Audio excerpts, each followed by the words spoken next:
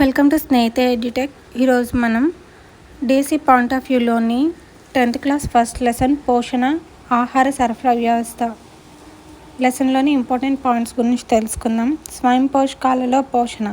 స్వయం పోషకాలు అనేవి కాంతి శక్తిని ఉపయోగించుకుని రసాయన సమ్మేళనాలు తయారు చేసుకుంటాయని మనకు తెలుసు. వాన్ హెల్మెంట్ మొదలైన శాస్త్రవేత్తలు మొక్కలు తమ ఆహారాన్ని నేల నుండి మాత్రమే కాకుండా ఇంకా ఏవో ఇతర కారకాల ద్వారా గ్రహిస్తాయని ఊహించారు. కిరణజన్య సంయోగ క్రియను జరిపే పత్రాలు ఆకుపచ్చ రంగులో ఉండే వర్ణదాన్ని కలిగి ఉంటాయి. దీనిని పత్రహరితం అంటారు. ఇవి కాంతి శక్తిని ఉపయోగించుకొని సరళ అకర్బన పదార్థాలను సంక్లిష్ట కర్బన అణువులుగా మారుస్తాయి. ఈ విధానాన్ని కిరణజన్య సంయోగ క్రియ అని అంటారు. గత 200 సంవత్సరాలుగా శాస్త్రవేత్తలు కిరణజన్య సంయోగ క్రియ విధానాన్ని సరళమైన సమీకరణాల రూపంలో సూచించడానికి ప్రయత్నిస్తున్నారు. అయితే 1931 సంవత్సరంలో సిబి వాన్ నీల్ డచ్ శాస్త్రవేత్త ప్రతిపాదించిన సమీకరణాన్ని ప్రామాణికంగా ఆమోదించి ఇప్పటికీ కూడా ఉపయోగిస్తున్నాం. సమీకరణం CO2 + 12H2O కాంతి మరియు పత్రహరితం సమక్షంలో CH2O + H2O + O2. Van Neel అనే శాస్త్రవేత్త పర్పుల్ సల్ఫర్ బ్యాక్టీరియాపై పరిశోధన చేస్తూ కిరణజన్య సంయోగ క్రియలో కాంతి పాత్ర గురించి కనుగొన్నారు. అయితే బ్యాక్టీరియాలు H2Oకు బదులుగా H2Sను ప్రారంభ పదార్థంగా ఉపయోగిస్తాయి. ఈ బ్యాక్టీరియాలు జరిపే కిరణజన్య సంయోగ క్రియలో ఆక్సిజన్ బదులుగా సల్ఫర్ వెలువడడాన్ని ఆయన గుర్తించారు. రాబర్ట్ హిల్ ఈ చర్యలో నీటి నుండి ఆక్సిజన్ విడుదలవుతుంది అని నిరూపించిన తరువాత ఈ సమీకరణం ఈ కింది విధంగా మార్పు చెందింది. 6CO2 + 12H2O కాంతి మరియు పత్రహరితం సమక్షంలో C6H12O6 + 6H2O + 6O2. C6H12O6 అనేది గ్లూకోజ్. మొక్కలు మొదటగా సరళమైన కార్బోహైడ్రేట్స్ను తయారు చేసుకుంటాయి. తర్వాత స్టార్చ్ వంటి సంక్లిష్టమైన పిండి పదార్థాలను మరియు సెల్యులోజ్ను సంశ్లేషిస్తాయి. ఇవే కాకుండా మొక్కలు ప్రోటీన్లు, లిపిడ్లు మొదలైన పదార్థాలను కూడా తయారు చేసుకోగలుగుతాయి. మొక్కలు బరువు పెరగటంలో నీరు ప్రధాన పాత్ర వహిస్తుందని వాన్ హెల్మెంట్ తెలిపెను. ఆ కాలం నాటికి వాన్ హెల్మెంట్కు కిరణజన్య సంయోగ గురించి తెలియదు. ఆకుపచ్చని మొక్కల పెరుగుదలలో గాలి ప్రధాన పాత్ర వహిస్తుందని జోసెఫ్ ప్రిస్టే 1770 సంవత్సరంలో నిర్వహించిన ప్రయోగాల పరంపర ద్వారా తెలిసింది. 1774 సంవత్సరంలో జోసెఫ్ ప్రిస్టే ఆక్సిజన్ కనుగొన్న విషయం జ్ఞప్తికి తెచ్చుకోండి. 1775 సంవత్సరంలో లేవోయిజర్ ఆ వాయువుకు ఆక్సిజన్ అని నామకరణం చేశాడు. జోసెఫ్ ప్రిస్టే తాను నిర్వహించిన ప్రయోగాల ద్వారా వాయు వినిమయం జరగడం వల్ల మొక్కలు వదిలే వాయువు కొవ్వొత్తి వెలగడానికి, జంతువుల మనుగడకు దోహదం చేస్తుందని నిర్ధారణకు వచ్చాడు. అంతేకాకుండా కాండం, వేర్లలో ఉండే స్పంజీ కణం ద్వారా కూడా వాయు వినిమయం అనేది జరుగుతుంది. కిరణజన్య సంయోగ క్రియలో కార్బన్ డయాక్సైడ్ ఆవశ్యకత.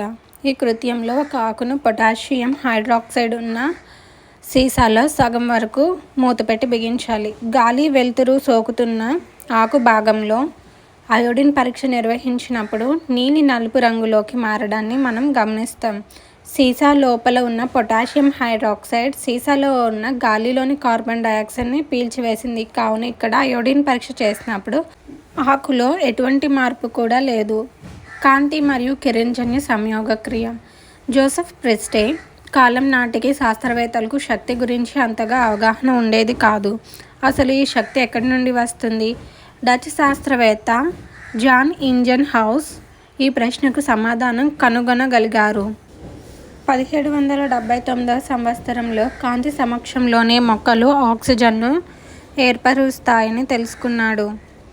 హైడ్రిల్లా అనే నీటి మొక్కతో ప్రయోగాలు నిర్వహించేటప్పుడు ప్రకాశవంతమైన కాంతిలో ఉంచినప్పుడు హైడ్రిల్లా మొక్కలోని ఆకుపచ్చ భాగాల చుట్టూ గాలి బుడగలు ఏర్పడడం, చీకటిలో ఉంచినప్పుడు ఏర్పడకపోవడం గమనించాడు. ఈ గాలి బుడగలలో ఆక్సిజన్ వాయువు ఉందని తెలుసుకున్నాడు. ఈ విషయాన్ని 20వ శతాబ్దంలో ఎంగెల్మెన్ అనే శాస్త్రవేత్త గరిష్ట కిరణజన్య సంయోగ క్రియ జరిగే స్థానాన్ని కనుగొనడంతో మరింత స్పష్టంగా నిర్ధారణ జరిగింది. ఇతను శైవలాల సమూహాలపై ఇంద్రధనుస్సులో కనబడే రంగుల వంటి వివిధ రంగుల కాంతులు సోకే విధంగా చేశాడు. తరువాత ఆక్సిజన్ ఉత్తేజిత బ్యాక్టీరియాలపై ప్రకాశవంతమైన ఎరుపు మరియు నీలిరంగు కాంతి కిరణాలను ప్రసరింపచేసినప్పుడు ఈ గుంపులుగా ఏర్పడడం గమనించాడు. 1883 సంవత్సరంలో జూలియస్ వాన్సాక్స్ అనే శాస్త్రవేత్త క్లోరోఫిల్ మొక్కలలోని కణం అంతా వ్యాపించి ఉండదని గమనించాడు. క్లోరోఫిల్ కణం లోపలి ప్రత్యేక కణంగాలలో ఉంటుందని తెలుసుకున్నాడు. ఈ కణంగాలనే హరిత రేణువులు, క్లోరోప్లాస్ట్ అంటారు. మొక్కల్లో పత్రరంధ్రాలలోని రక్షక కణాలలో మరియు సందాయక కణజాలంలో క్లోరోప్లాస్ట్లు 40 నుంచి 100 వరకు అధిక సంఖ్యలో ఉంటాయి. క్లోరోప్లాస్ట్లు త్వచంతో కూడిన నిర్మాణాలు. ఇందులో 2 త్వచాలు ఉంటాయి. లోపల ఉన్న దొంతర్ల వంటి నిర్మాణాలను థైలకాయిడ్స్ అంటారు. ఈ థైలకాయిడ్ దొంతరలను గ్రానా అంటారు. ఈ ప్రదేశంలో కాంతి శక్తి గ్రహించబడుతుంది. దొంతర్ల మధ్య ద్రవంతో నిండిన భాగం ఉంటుంది. దీన్ని స్ట్రోమా అంటారు. ఇందులో అనేక రకాల ఎంజైమ్ల చర్యల వల్ల గ్లూకోజ్ సంశ్లేషించబడుతుంది. గ్లూకోజ్ తరువాత పిండి పదార్థంగా మారుతుంది. 1954 తర్వాత డేనియల్ ఆర్నన్ మొక్క కణంలో నుండి కిరణజన్య సంయోగక్రియ నిర్వహణకు తోడ్పడే క్లోరోప్లాస్ట్ను వేరు చేయగలిగాడు. హరిత రేణువుల్లో కాంతిని శోషించే పదార్థాలను కిరణజన్య సంయోగక్రియ వర్ణకాలు అంటారు. పత్రహరితం రక్తంలోని హిమోగ్లోబిన్ అనే వర్ణంలోని హీమ్ను పోలి ఉంటుంది. అయితే హిమోగ్లోబిన్లో ఐరన్ ఉంటే రక్తంలోని హిమోగ్లోబిన్ ఆక్సిజన్ను సరఫరా చేయడానికి తోడ్పడుతుంది. పత్రహరితంలో మెగ్నీషియం ఉంటుంది. క్లోరోఫిల్ ఏ నీలి ఆకుపచ్చ వర్ణదం కాగా క్లోరోఫిల్ బి పసుపు ఆకుపచ్చగా ఉంటుంది. ప్రతి గ్రానంలోనూ దాదాపుగా 250 నుంచి 400 వర్ణక అణువులు కలిసి కాంతి శోషణ సముదాయంగా ఏర్పడతాయి. వీటిని కిరణజన్య సంయోగక్రియ ప్రమాణాలు అంటారు. కిరణజన్య సంయోగక్రియ సందర్భంగా క్లోరోప్లాస్ట్లో అనేక సంఘటనలు జరుగుతాయి. వాటిలో ముఖ్యమైనవి: 1 కాంతి శక్తి రసాయన శక్తిగా మారడం, 2 నీటి అణువు విచ్ఛిన్నం చెందడం, 3 కార్బన్ డయాక్సైడ్ అణువు కార్బోహైడ్రేట్గా క్షయీకరణం చెందడం. వివిధ రకాల చర్యలు జరగడానికి కాంతి అవసరం అవుతుంది. వాటితో పాటు మరికొన్ని చర్యలు కాంతి అవసరం లేకుండా కూడా జరుగుతాయి. అంటే ఒకసారి గ్రహించబడిన కాంతి నిక్షిప్తమై తరువాత కాంతి లేనప్పుడు కూడా వివిధ చర్యలు నిరంతరంగా జరగడానికి ఉపయోగపడుతుంది. కాంతిపై ఆధారపడే చర్యలలో గ్రానా ఉంటుంది. మిగిలిన నిష్కాంతి చర్యలు స్ట్రోమాలో జరుగుతాయి. కిరణజన్య సంయోగక్రియ యాంత్రికం. కిరణజన్య సంయోగక్రియ ప్రధానంగా 2 దశల్లో జరుగుతుంది. 1 కాంతి చర్య, 2 నిష్కాంతి చర్య. కాంతి చర్య దీన్నే కాంతి రసాయన దశ అని కూడా అంటారు. దీనిలో కాంతి ప్రధాన పాత్ర వహిస్తుంది. ఈ దశను కాంతి రసాయన దశ అంటారు. కాంతి చర్య క్లోరోప్లాస్ట్లోని గ్రానా థైలకాయిడ్లో జరుగుతుంది. కాంతి చర్యలో వివిధ సోపానాల్లో జరుగుతుంది. మొదటి సోపానం క్లోరోఫిల్ను కాంతి శక్తికి బహిర్గతం చేసినప్పుడు ఫోటాన్లు శోషించి క్రియావంతం అవుతుంది. కాంతి శక్తి ఫోటాన్ల రూపంలో ప్రవహిస్తుంది. రెండవ సోపానం నీటి అణువు హైడ్రోజన్ హైడ్రాక్సిల్ అయాన్లుగా విచ్ఛిన్నం చేయడానికి ఈ కాంతి శక్తి అనేది ఉపయోగించబడుతుంది. ఈ చర్యను నీటి కాంతి విశ్లేషణ అంటారు. ఫోటో అనగా కాంతి లైసిస్ అనగా విచ్ఛిన్నం చేయడం అని అర్థం. అంటే కాంతి ద్వారా నీటి అణువు విచ్ఛిన్నం చెందడం అన్నమాట. దీనిని రాబర్ట్ హిల్ అనే శాస్త్రవేత్త నిరూపించారు. అందువల్ల దీనిని హిల్ చర్య అని కూడా అంటారు. మూడో సోపానం అత్యంత చర్యాశీలమైన నీటి అయాన్ 2 మార్గాలలో తొందరగా మార్పు చెందుతుంది. H+OH- అయాన్ల చర్యలు వివిధ దశల్లో ఎలా జరుగుతాయో పరిశీలిద్దాం. OH అయాన్లు ఒకదాని వెంట ఒకటి జరిగే అనేక చర్యల పరంపర ద్వారా నీరు మరియు ఆక్సిజన్గా ఉత్పత్తి చేస్తుంది. నీరు మొక్క లోపల వినియోగించబడుతుంది, కానీ ఆక్సిజన్ మాత్రం వాతావరణంలోనికి విడుదలవుతుంది. H+ అయాన్ నిష్కాంతి చర్యలో క్రమానుగతంగా చర్యల పరంపరకు లోనవుతుంది. కాంతి చర్యలో అడినోసిన్ ట్రైఫాస్ఫేట్ మరియు చైతన్యం చెందిన నికోటినమైడ్, అడినైన్ డైన్యూక్లియోటైడ్, హైడ్రోజన్ ఫాస్ఫేట్లు అంత్య పదార్థాలుగా ఏర్పడతాయి. దీనిని గ్రాహ్యక శక్తి అని అంటారు. నిష్కాంతి చర్య జీవ సంశ్లేషణ దశ. ఈ దశలోని చర్యలకు కాంతి శక్తి అవసరం లేదు. అంతేకాకుండా కాంతి చర్యతో పాటు జరుగుతుంది. రెండు చర్యల మధ్య వ్యవధి సెకనులో 1000వ వంతు అంటే తక్కువగా ఉంటుంది. నిష్కాంతి అంటే చీకటిలో లేదా రాత్రి వేళలో జరుగుతుంది అని అర్థం కాదు. ఈ చర్య కాంతిపై ఆధారపడదని అర్థం చేసుకోవాలి. కాంతి విశ్లేషణలో ఉత్పత్తి అయిన H+ అయాన్ను NADP అనే ప్రత్యేక అణువు స్వీకరించి NADPHగా మారుతుంది. నిష్కాంతి చర్యలో NADPH యొక్క H+ అయాన్ CO2తో కలిసి ATP శక్తిని వినియోగించుకొని గ్లూకోజ్ను ఉత్పత్తి చేస్తుంది. ఈ సంశ్లేషణ అనేక మధ్యస్థ పదార్థాలను ముఖ్యంగా రిబ్యులోజ్ ఫాస్ఫేట్ను ఎంజైమ్లను ఉపయోగించుకుంటూ అనేక సోపానాలలో జరుగుతుంది. ఈ చర్యలో చివరిగా గ్లూకోజ్ పిండి పదార్థంగా మారుతుంది. పోషకాలలో పోషణ. కొన్ని ఈస్ట్లు, కుక్కగొడుగులు, రొట్టెబూజులు వంటి జీవులు ఆహారాన్ని శరీరం వెలుపల చిన్న చిన్న అణువులుగా విడగొట్టి శోషిస్తాయి. వీటిని పూతికాహారులు అంటారు. ఇంకొన్ని రకాల జీవులు అతిథేయ జీవిపై ఆధారపడి దానిని చంపకుండా పరాన్న జీవన విధానంలో ఆహారాన్ని సేకరిస్తాయి.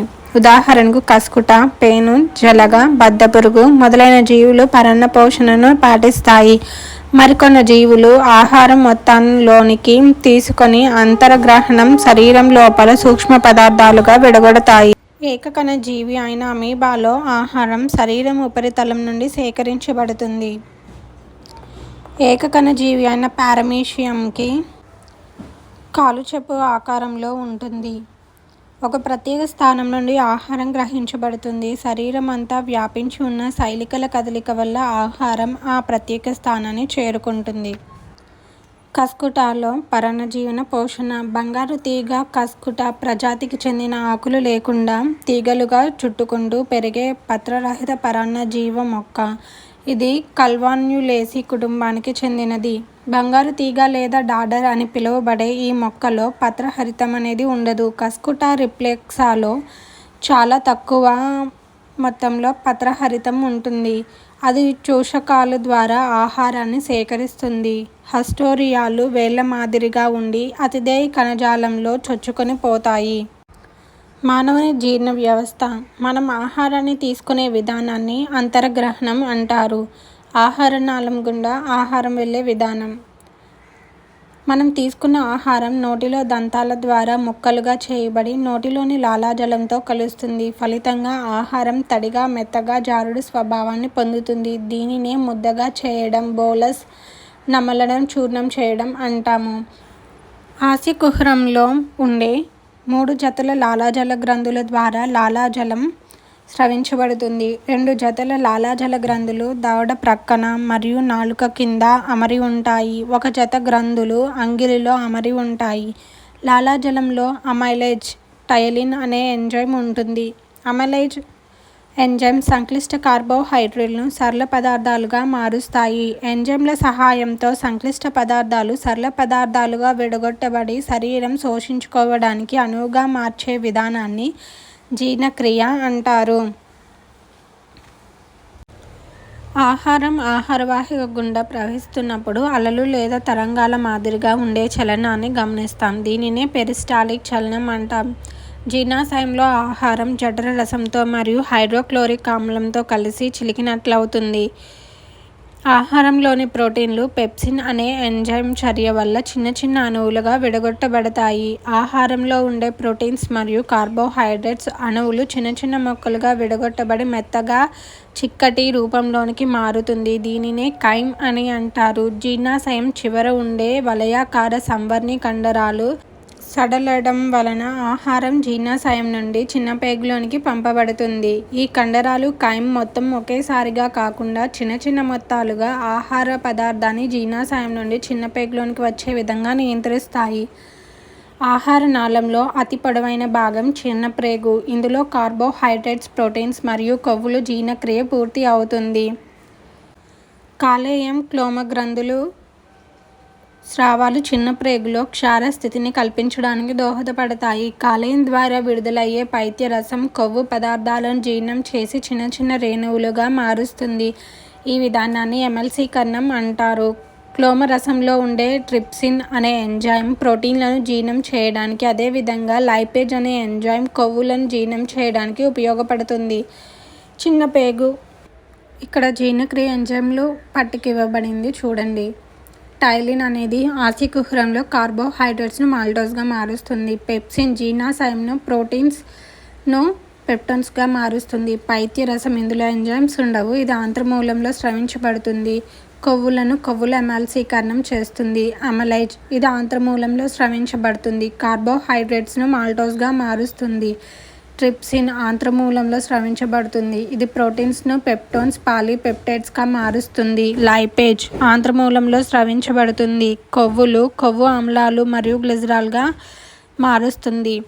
పెప్టిడేజెస్ చిన్న ప్రేగులో స్రవించబడుతుంది. పెప్టైడ్స్ అమైనో ఆమ్లాలుగా మారుస్తుంది. సుక్రోజ్ చిన్న ప్రేగులో స్రవించబడుతుంది. ఇది సుక్రోజ్ను గ్లూకోజ్గా మారుస్తుంది.